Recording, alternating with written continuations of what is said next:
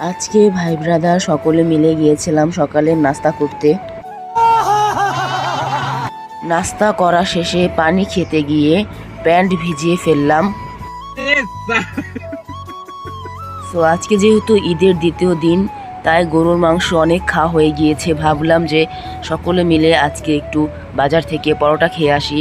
তো যেই ভাবা সেই কাজ। তারপর ভাই ব্রাদার সকলে একত্রিত হয়ে চলে যাচ্ছি পরোটা খাওয়ার উদ্দেশ্যে। সো পথে একটি কদম ফুল গাছ দেখলাম এবং আপনাদের সাথে একটু ভিডিও ক্লিপ শেয়ার করলাম। দেন ভাই ব্রাদার সকলে মিলে একটি গাড়িতে করে পীরেরচর বাজারের উদ্দেশ্যে রওনা করে দিলাম। তারপর ফার্স্ট ওয়াশের অ্যাড দেখতে দেখতে চলে আসলাম পীরেরচর বাজার।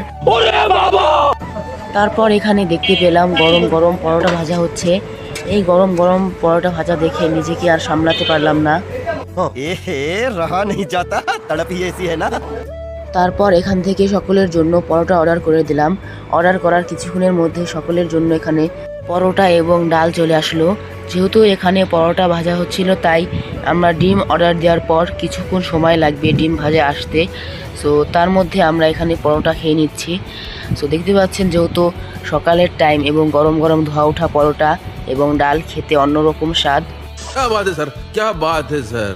তারপর আস্তে আস্তে করে খাওয়া শুরু করে দিলাম। যেহেতু উপরের রুটিগুলো একটু বেশি গরম থাকে, তাই নিচের থেকে একটি তুলে নিলাম যাতে একটু ঠান্ডা করে খাওয়া যায়।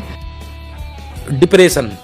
তারপর আমার ফুফতো ভাই এখান থেকে একটি রুটি উঠাতে গেল, কিন্তু খুব গরম ছিল তাই উঠাতে পারেনি। পরবর্তীতে আমি উঠিয়ে দিলাম। সো এখন আমরা আস্তে আস্তে করে খাওয়া শুরু করে দিয়েছি। আপনারা কারা কারা কুরবানির এই পর্যন্ত যাবৎ শুধু গরুর মাংসই খেয়েছেন, তারা অবশ্যই কমেন্ট বক্সে একটি কমেন্ট করে যাবেন। আপনাদের নাম অবশ্যই পরের ভিডিওতে নেওয়া হবে। সো সামনে দেখতে পেলেন আমাদের কিছু ভাই ব্রাদার, যারা আমরা সকলে একসাথে থাকি।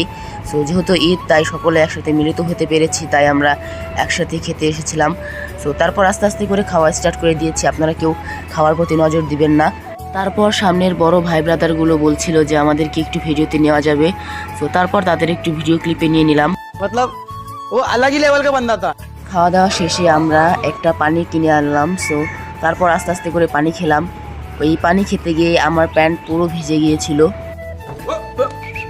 পানি খাওয়া শেষ করে বড় ভাইরা একটি ঠান্ডা কিনে এনেছিল। তারপর ঠান্ডা 7 আপটি খেলাম এবং পরবর্তীতে চলে আসলাম এখানকার একটি চায়ের দোকানে।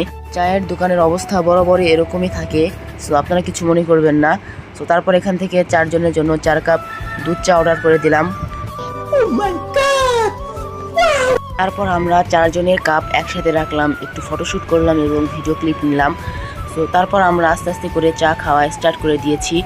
সো আপনাদের ঈদের পরের দিন কেমন কাটলো অবশ্যই কমেন্ট বক্সে জানিয়ে যেতে পারেন।